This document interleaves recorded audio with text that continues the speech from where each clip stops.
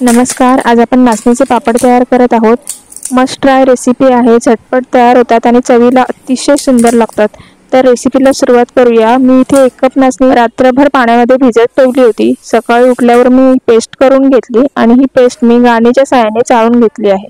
याच्यानंतर याच्यामध्ये आपण जसं इडलीला बॅटर तयार करतो त्या पद्धतीने थिक बॅटर तयार करून घ्यायचं आणि इथे जो राहिलेला चोथा असेल तो काढून टाकायचा। इथे चवीप्रमाणे मीठ टाकायचं आहे आणि अर्धा चमचा मी बेकिंग सोडा वापरला आहे।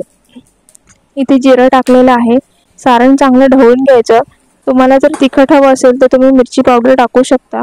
इथे एका पातेल्यामध्ये पाणी उकळून घ्यायचं आणि आपण ढोकळ्याला ज्या पद्धतीने ठेवतो तशा पद्धतीने मी ते ठेवलं आहे। अर्ध्या तासानंतर मी हे चांगलं मळून घेते। मळल्यावरती आपण इथे प्लास्टिकची पिशवी ठेवून अशा पद्धतीने पापड तयार करून घेऊ।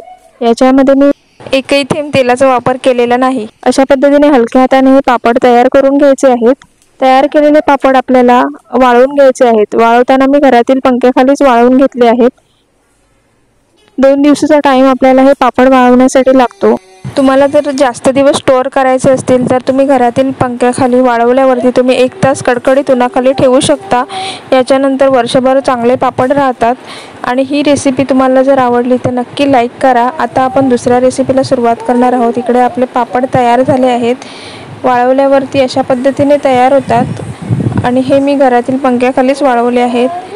तुम्हाला तळून दाखवते। आवाजावरून तुम्हाला समजेल की आपले पापड किती क्रिस्पी झाले आहेत।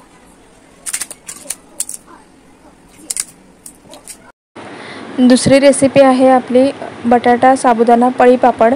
तर इकडे आपण एक मोठ्या आकाराचा बटाटा स्वच्छ धुवून घेतला आहे। त्याचं अशा पद्धतीने कवर काढून टाकायचं आणि किसून घ्यायचं। किसलेला जो किस असेल तो लगेच आपल्याला पाण्यामध्ये टाकायचा आहे, जेणेकरून तो काळा पडणार नाही। याच्यानंतर मी हा किस चांगला 1 ते 2 पाण्यातून धुवून घेणार आहे। धुतलेला किस आपल्याला पटकन शिजवायला ठेवायचा आहे। तर इकडे मी पाणी उकळवून घेते। उकळलेल्या पाण्यात आपल्याला 1 कप रात्रभर भिजवलेले साबुदाणे टाकायचे आहेत। 1 कप साबुदाण्यासाठी मी 1 मोठ्या आकाराचा बटाटा वापरला आहे। पाणी उकळल्यावरती आपल्याला याच्यामध्ये साबुदाणा टाकायचा आहे, बटाट्याचा किस टाकायचा आहे आणि 20 मिनिटं चांगलं शिजवून घ्यायचं। याच्यामध्ये चवीप्रमाणे आपल्याला मीठ टाकायचं आहे। कोमट झाल्यावरती पळीच्या साहाय्याने याचे पापड तयार करून घ्यायचे आहेत। हे पापड तुम्ही कडकडीत उन्हामध्ये घालू शकता, कारण जर आपण पंख्याखाली घातले तर याला 3 दिवसाचा पूर्ण टाइम वाळण्यासाठी 3 दिवसाचा टाइम लागतो।